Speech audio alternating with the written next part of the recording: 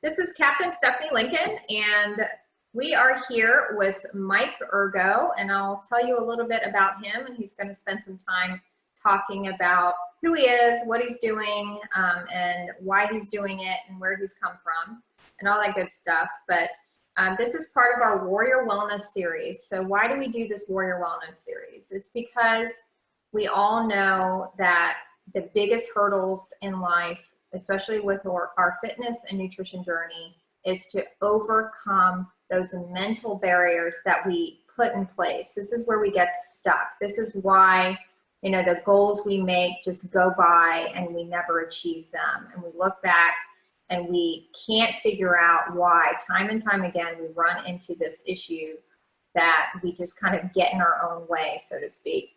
So Mike has definitely experienced that himself, and I invited him to come on to our Warrior Wellness and do a Warrior Wellness video with us, because I think his experience can speak to a lot of you guys and gals watching this right now, and maybe inspire you a little bit about no matter what, no matter how maybe dire your situation may seem, that there is hope, and that there are a lot of things under your control that you can start doing today in order to get on the path to healing.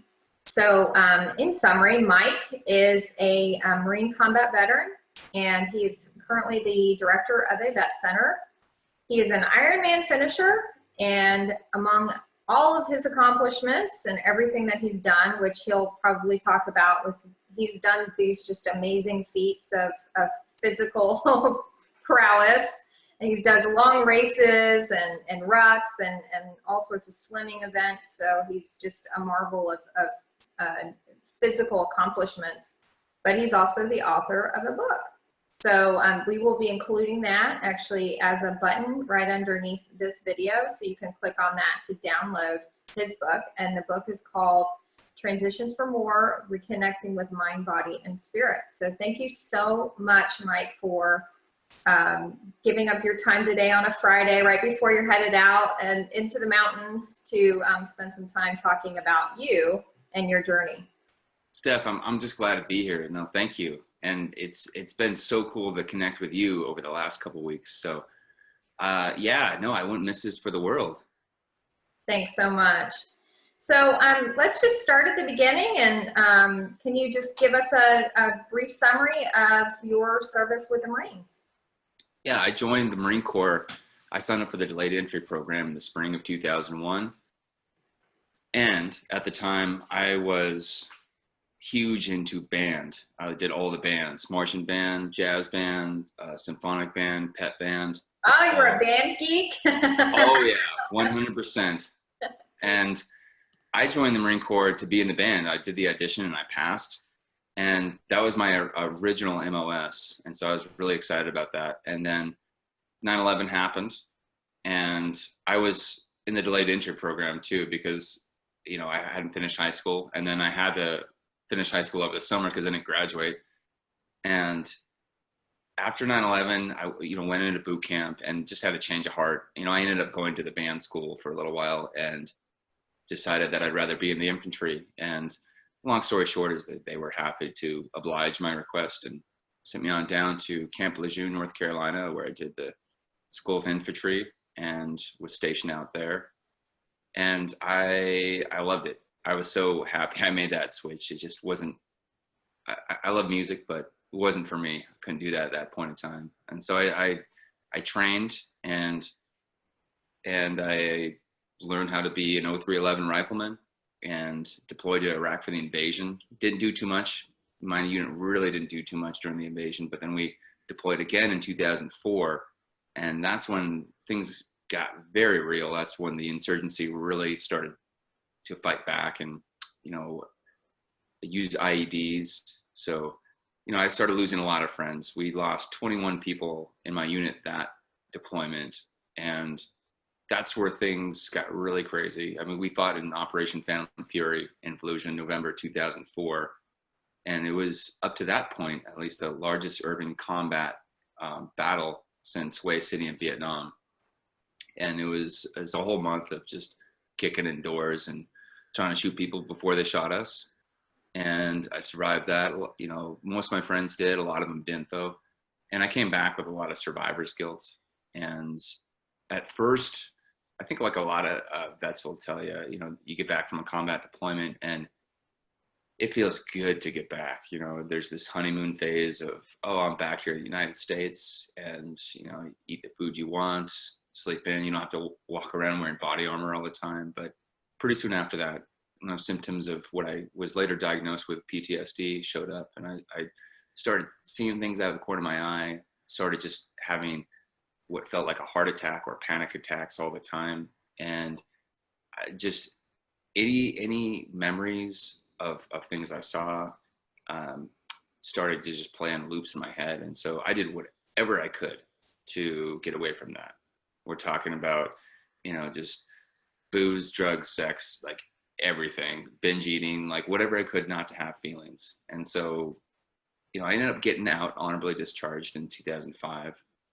And from there, you know, I've been dating the woman who's now my wife, and we moved in together, and I started going back to school and working part-time. But, you know, fitness took a backseat, nutrition took a backseat. Because I realized later that I didn't really plan to survive after a while being deployed and you know, in urban combat. I just kind of given up on surviving. And so when I got back, I had no plans for the future. I was just kind of trying to do whatever I can that felt good right in the moment. Yeah. Yeah. And I remember I kind of, you know, of course I've done a lot of research on you, Mike. So you specifically said that, you were 40 pounds overweight, you know, you were into drinking and drugs, and your relationships were kind of falling apart. And like you said, you were doing pretty much everything you could to not feel. And Yes. I think that short of, you know, the drugs, but everything else on that list, I think all of us, you know, if we're being honest, have turned to at one point or the other to not feel, you know, kind of quote unquote. So, you know, I may not have experienced the trauma that you have, you know, of losing, you know, like you said, 21 guys, I think, in your unit. But, you know, we all have kind of our own traumas in our life, and we turn to those socially acceptable things like eating a lot and drinking a lot, you know, and just like, I mean, hey, any of us who are watching right now, you've been in the military or you've been in first responders, it is totally socially acceptable to get shit-faced drunk. Like, Oh yeah, just it's expected, right? Yeah, exactly. and frequently. Frequently. Oh, that's the thing. And you know, pain is pain. It doesn't matter how you got it. Pain is pain, and we do what we can to avoid feeling it, especially if it's overwhelming. Yeah. And it also includes things to numb out or detach, like maybe binge watching things on Netflix, looking at our phones all the time, you know, just kind of like tuning out. There's so many things we can do to avoid confronting like what's showing up for us in the moment. Yeah, yeah. And it's also along with that denial, and that's why I love your story, because, you know, you acknowledge not only kind of the mental denial that you were in, but the physical denial that you're in, right? So you kind of punish your body, and you're not being aware of what your body needs anymore, of the need to move, the need to have good nutrition, right? And then that starts that kind of negative spiral, because you're probably missing out on essential nutrients and vitamins and things that your body needs and your brain needs to feel better mentally, right? So you're kind of going into getting bad sleep too. Oh yeah, and the sleep, yeah, that too. So, and especially with PTSD, you know, that's definitely affecting your sleep. Well, and it's interesting, we talk about you know, PTSD and depression too. You know, I realized I've had depression lifelong, and it didn't start, you know, after I got back. It just got, you know, expanded quite a bit too. So all kinds of, you know, nasty feelings. But I was listening to Dr. Rhonda Patrick last night talk about how big a role nutrition plays into contributing to symptoms of depression, and especially eating pro-inflammatory foods blocks, I think, the reuptake and the production of serotonin, among other things. And so there's so many things that just kind of make it worse. And so it's this vicious cycle. I do things to feel better in the short term that make it worse in the long term. And then when I do try to go work out, I try to work out like I was doing, squad PT in the Marine Corps, and I just thrash my body, when I haven't like worked up to it. And I'm not being kind to my body. I'm just trying to beat the shit out of it. And, like a Marine, and I run in, basically I run as hard as I can. I lift as hard as I can, do a lot of calisthenics, and then inevitably get sore, get injured. And then, I'm out of shape because I can't work out for a few more months, where I just kind of lose the motivation. And that would happen a few times too. And then I drink and do whatever I can to try to feel a little bit better. And I was getting fatter and fatter. And not only was I fat, but I'm also a ginger. So I have pale skin and red hair. So like 3 strikes, Oh no. So, what was your, most of us have an aha moment. Most of us have a, kind of line in the sand moment where we realize that our life is not going in the right direction. And it's kind of, we turn around and pivot. And, I've shared my story before plenty of times on our Warrior Wellness series. But for me, it was seeing a picture of myself on Thanksgiving Day in 2015 and seeing how not just overweight I was, but just how sick and I just did not look well. And that for me inspired my movement towards optimal health, to find a way to do this for the rest of my life. So what was your kind of pivotal moment? There were a few, and I think it was like a train starting to wobble on the tracks and starting to really go off the rails. So I had found some purpose, and I had found some hope by talking to a counselor at the vet center that I ended up working at. But I was still, dealing with, is it worth it? Should I be here? Should I kill myself? And all these kind of crazy questions. And it really hit me. I was in school to become a social worker. And I was listening in on a session with somebody, and I realized that despite all this therapy I'd done, this stuff just hit me to the core. And so I felt things more, I think, on just an emotional and spiritual level first. And eventually I started, I had to withdraw from school for a few months, and I was able to catch up and graduate on time. I don't know how, but I started noticing that I was feeling like shit. I started to notice the inconsistencies in my life. I don't know how it came about. Probably one morning, just really hungover, just starting to replay things. And, some things that really pop in my mind where, I have this big tattoo on my chest, and it says Semper Fidelis, always faithful. And I thought about all the times I had not been faithful to my own wife. And I was like, what a fucking lie. What a piece of shit I am. And I started to notice, what's my deal? I have these values, and I have these morals, but I'm not living by them. Why is that? Because I considered myself one way and I was acting in another. And so, interestingly enough, a lot of these revelations came about as the result of ingesting edible cannabis. Because if you really take a deep dive, if you have an edible and you go really deep, you are confronted with all the things in your unconscious that are uncomfortable to look at. And I started seeing all these things that I was doing and avoiding, not just things from combat, but things in my life in general. And so I saw the inconsistencies. I started to eat a little different, and I started to notice that, okay, if I'm starting to eat more vegetables and not just, eat, pizza and pretzels and beer, I feel a little bit better. I'm looking a little bit better. But the really big moment came when I was going through this therapy group, and talking about radical honesty with ourselves and facing our fears. And I realized all these things, I was living this lie essentially. And so I told my wife, hey, look, there's these things that I've been hiding from you. I haven't been totally faithful. I'm drinking and using a lot more drugs than you think. And my life is just chaos. She had no idea I was riding my motorcycle blacked out drunk. Excuse me. just trying to die in a way. And she left for a little while, and she called me up and she said, this is it, like, it's either you stop cold turkey, no more drugs, no more alcohol, or this is over. And I knew that I loved her more, but I was terrified because I'd never known since I think I was 18, I had a solid, 10-year run of just using alcohol all the time, and life without it seemed terrible. So it was a big, addiction problem and feeling my feelings. But then after that, I was sought new ways of feeling good. And I remember going on a run because I had this friend who got me a registration to a half marathon for my birthday. And at the time I told him, I was like, man, this is kind of a fucked up present. Like, I have to like work out. This is stupid. I have to work out for this present.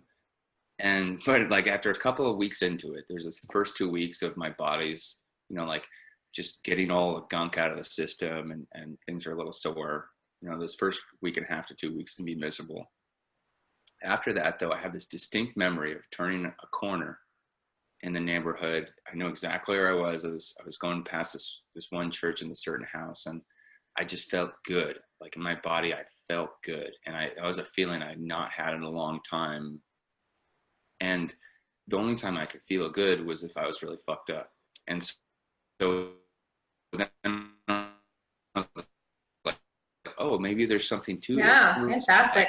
Wow, that's a great idea too. So anybody watching right now, get your friends who are kind of off track a gift of a Fire Team Whiskey membership. Yes, there's something, it's funny because there's another way that like I was able to have my ego used to really help me. And I'll explain that. So I had a Vietnam vet who came to my work and he said, hey, here's what I'm thinking. I want to get a group of vets to do this open water swim. And so the idea is we'll all take a boat out to Alcatraz in the middle of the San Francisco Bay, jump off the boat, and then swim back to San Francisco. And it's about 1.3 miles. What do you say?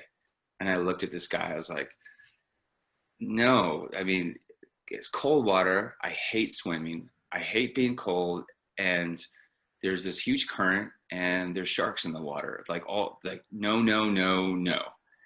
And that's where he had this little, like, subtle, like, little card he just dropped. And it was so beautiful. He goes, oh, yeah. I mean, it's not the easiest thing in the world. The people I've taken through this, have struggled with it, but when I've led these Boy Scouts through it, when they were getting their merit badges, they were like 12 or 13. They seemed to really liked it, and they did it. But maybe it's a Boy Scout thing. Maybe it's not really for you. And if you can't hang, I understand. And it was so subtle. And I was like, oh, this guy just called me out. This guy gave me that no balls challenge. And so I said, well, I have to do it. And, I did it out of spite in a sense. And I did it kind of to check this box. But I ended up really liking open water swimming. And there's a lot of science behind that too, that, we can touch on. But the point being that, it was ego driven for me, even at that point.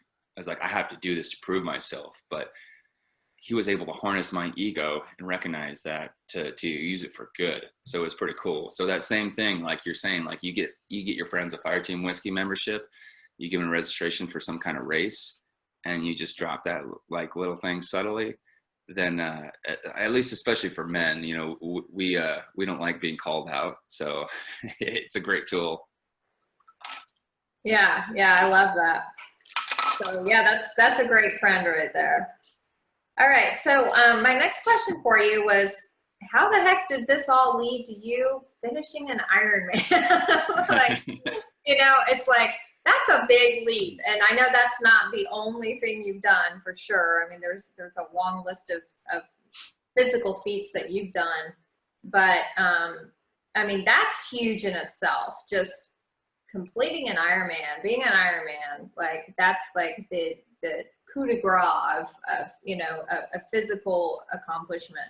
So, going from somebody just signing you up for a half marathon to being and finishing an Ironman, how did that happen? I think along the way, there was a couple things that half marathon and that Alcatraz swim. There were two things that were beyond my comprehension of what was possible of my body. And those were at least doable enough for me to attempt it. You know, it wasn't a full Ironman, but someone said, hey, here's a half marathon. I was thinking, okay, I've ran probably 6, 7, 8, maybe 8 miles at a time in my life. So I'll try it out, you know? And once I did those things, I said, okay. You know, like maybe like I didn't think I could do it. I tried it. I did it. You know, what else could I do? But I didn't really know. And things kind of came together. And I have since come to stop believing that coincidences are merely coincidences, because so many things have happened along my path.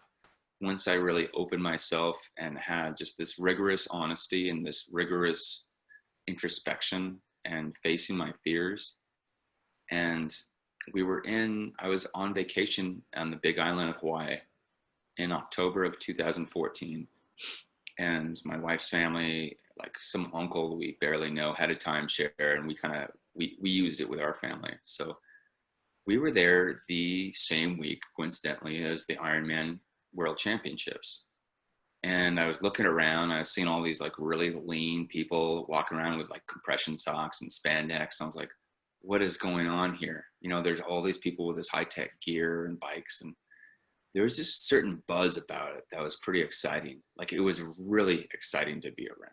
And so I started looking up, you know, what is the Ironman? I've heard of someone my dad works with who's done it.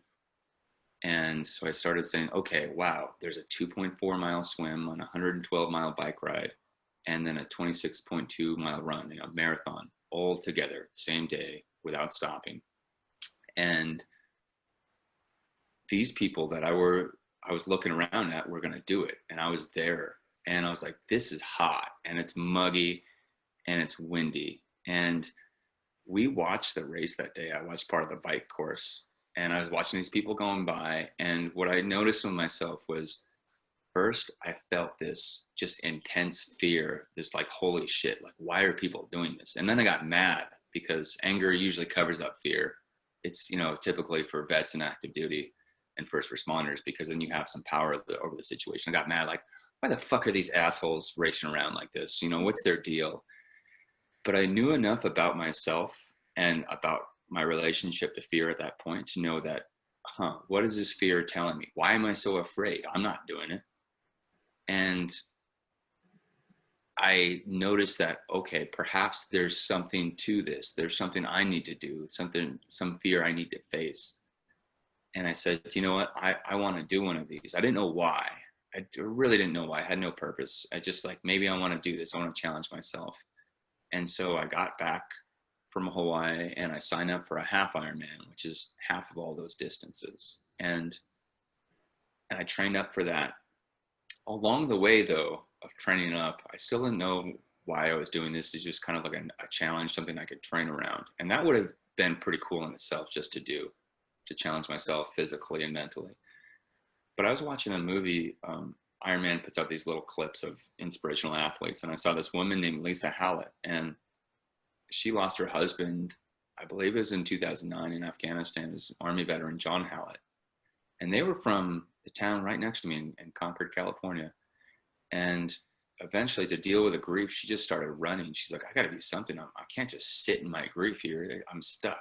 And for her, the answer was, I want to go on a run.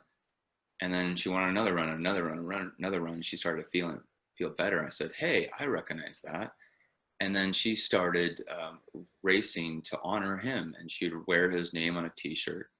And she started an organization called Wear Blue, Run to Remember. And so she'd help other people run, you know, through their grief, with their grief.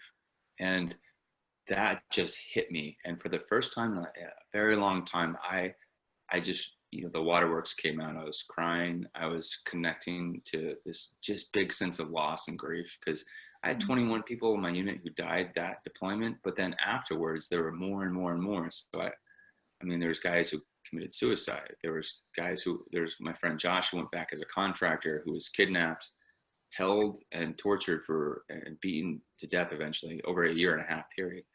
And so it just like kept happening. And I was like, what am I going to do with this? And now that, especially that I was sober, like, what do I do with this? And then I figured out I can honor these guys and I can honor their families by racing in their memory and telling their families that their memory was still alive. And I said, oh, hell yeah, game on. And so I got a jersey and I put all their names on it. And I said, this is my purpose now. So I had found this deep spiritual why. I found like, why am I doing this? And then there was no fucking obstacle in hell that would ever stop me from finishing a race. I was like, go ahead, break my fucking legs. I will crawl to the finish line. And it was such a powerful feeling. It's like, now I'm not like just dominated by these fears and this sadness. I could take that and use it as fucking a rocket fuel. And so then like everything fell in alignment. I started working out with a purpose. I started connecting with people. I started letting myself feel these feelings, while I was working out. And if I needed to cry on a run, as a grown ass man, as a combat veteran Marine, I'll fucking cry, and it felt good. And I could say, you know what, I cried because it hurt so bad because I love these guys so much. And I'm not going to be, I'm not going to pretend like it didn't bother me, because that would be dishonorable to their memory. So then I started, I did my first half Ironman, did a couple more. And then I said, you know what, I'm going to try a full Ironman. Ended up training up for that. And Ironman, the company, actually surprised me, because when you fill out these registrations, they say, why are you doing this? What's your deal, guy?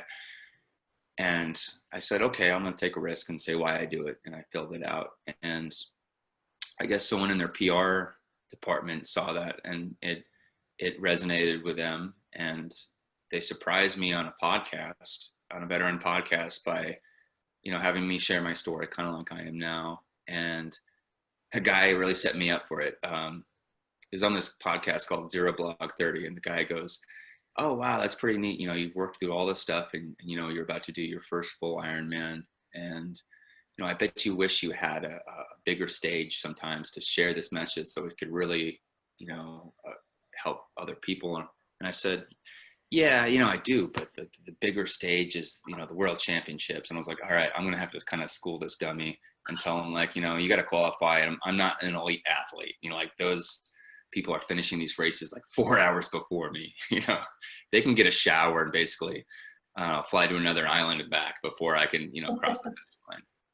And he's like, oh, that's funny, because Ironman wanted me to tell you that you're getting invited to Kona to compete in the world championships this year. And that was a holy shit moment. So I got to go and do that in Hawaii in 2017. And that was incredibly hard and incredibly awesome.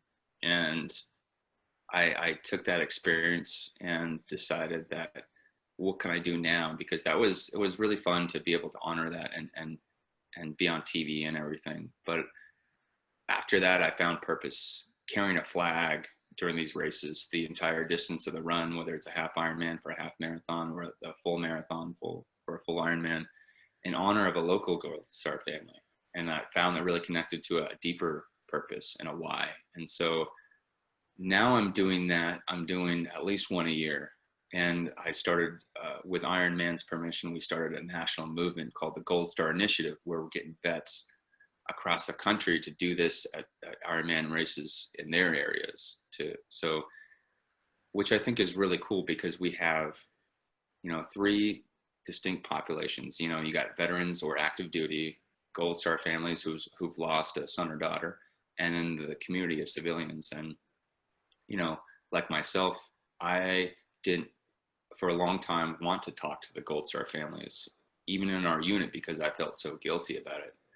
And the Gold Star families, they definitely wanted to talk to me. I didn't know that. And they were also feeling isolated, because after the funeral for their son, nobody wanted to talk to them because it felt awkward. What do you say? And so they got shunned.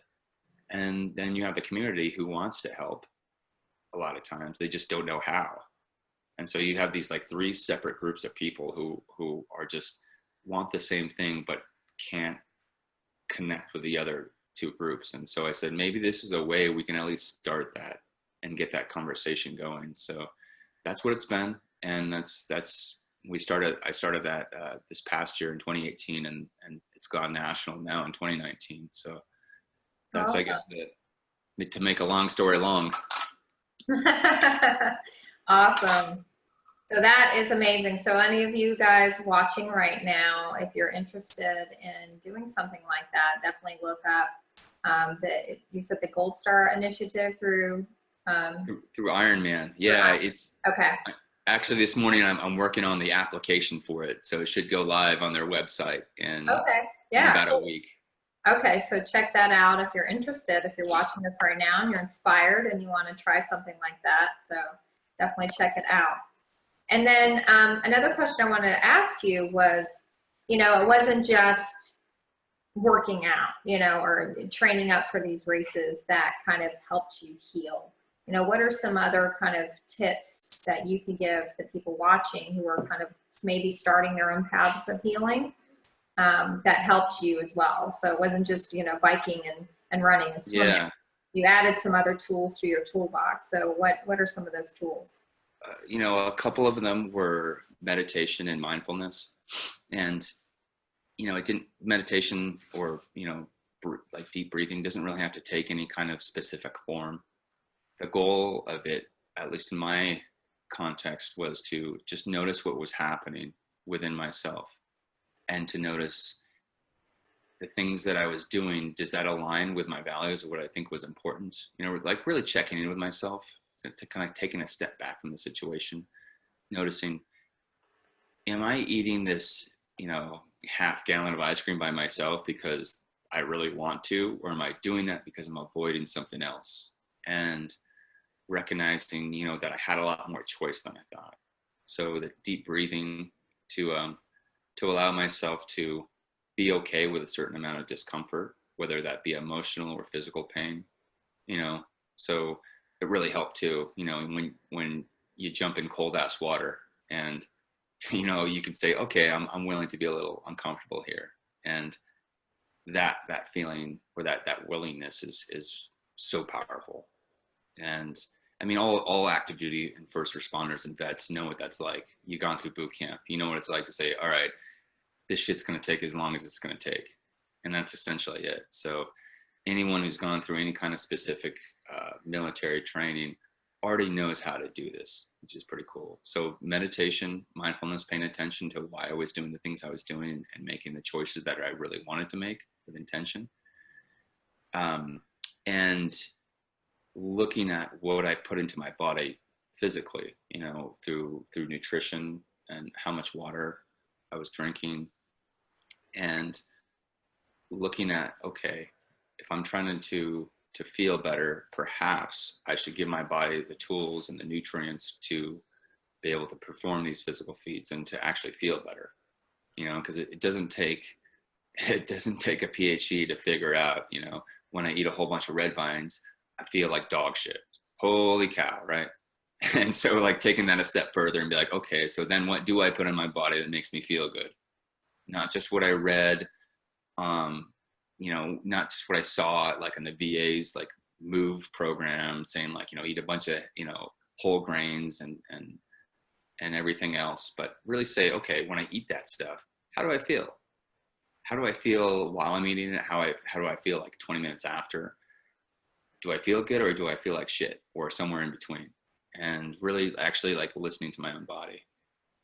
Yeah, exactly. And for you, kind of one of the common themes is that mindfulness, like really paying attention to when you drink a 20 ounce or a 40 ounce big gulp soda, how do you feel? Like you feel like crap. Like, yeah, sure, you get a nice little buzz, at first and it tastes great, but pay attention to how you feel afterwards. Your body is giving you the signals that this is not helpful in any way for your body. So, and then the nutrition and the nutrients and minerals and things that you miss out on because you're eating a lot of processed foods. And there's plenty of clinical research out there that shows the correlations between people who have mental health disorders and specific vitamin and mineral deficiencies. So if you missed that one, that is one of our Warrior Wellness talks. So go back and look for that one and search for, we did a whole entire hour on that specific topic alone. So another question, one of the last questions here, other than, I wanted to circle back to one other thing that you said before we get to the last question. So you talked about finding your why. And this is a common theme that we talk about, not only in Warrior Wellness, but in a lot of my live coaching calls, as we kind of circle back to this topic over and over and over again. And you were able to find your why, a very, very powerful why, because it was not about you at that point. It was about honoring the fallen and honoring the fallen families and being respectful of that with your journey and coming back to Semper Fidelis, right? Like actually being faithful and acting in a way that is faithful to their memories and their loss, right? And that is such a powerful why. I mean, I got goosebumps when you talked about that. I mean, and I talk about the theme of not just saying, I want to lose 20 pounds, or I want to look good when I look in the mirror, or feel good about how I look in the mirror in a bathing suit. That's not a powerful why, guys. That's going to be shattered in a second. And that's why most people who go on this journey do not succeed, because their whys suck. They're really weak and they're not tied into something super powerful. So what do you think that, what are some, like maybe an advice that you could give to someone who's struggling to find a strong why? Well, I was recently rereading or re-listening to a book by, his pen name is Martin Meadows, and it was, I think, How to Be Disciplined, or the Disciplined Dieter, the Disciplined Exerciser, and one of his books, and he was saying that there's 3 different motivators or 3 different reasons people make changes in their lives. And one is for an external validation.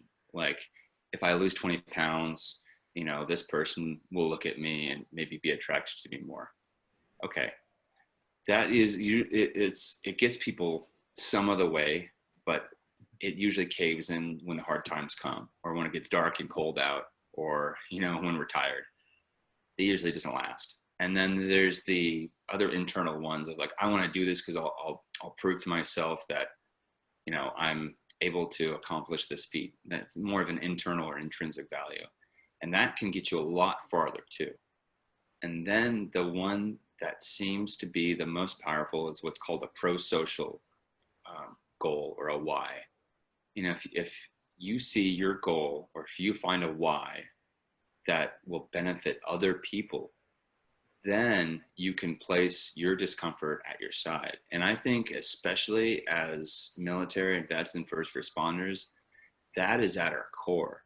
And that's a lot easier for anyone, especially us, to really grasp onto. Because you think of any kind of hard situation in basic training or deployments or whatever, where you were just miserable, you were in the suck, you're in a shitty situation, and you looked over, at your teammate, and you're like, all right, I'm gonna still carry this log because, they're important to me. I'm gonna do it for them. Fuck the shoulder pain I have right now. And so you put aside your own discomfort for the good of the team. And that right there will get people to move mountains. And so if you can find a why that's pro-social, or that, that will benefit somebody else, whether it's, I'm gonna get in shape and I'm gonna start eating right because my daughter deserves a good father or a mother who can play with them and who can take them to see really cool things and have great experiences, and be there when they graduate high school and meet their kids. That will be there right there. And so when you find this reason, my suggestion would be to write it down and either place it on your mirror on a sticky note, or write it on a list of things, of goals that you have and things you want to be true about yourself. We call this affirmations, and read it every single morning. It doesn't have to be really long and extensive. I had one that I read for about a year that says, I am patient with my kids, even when they are screaming because I have 2 young kids. And I don't give up even when times get hard.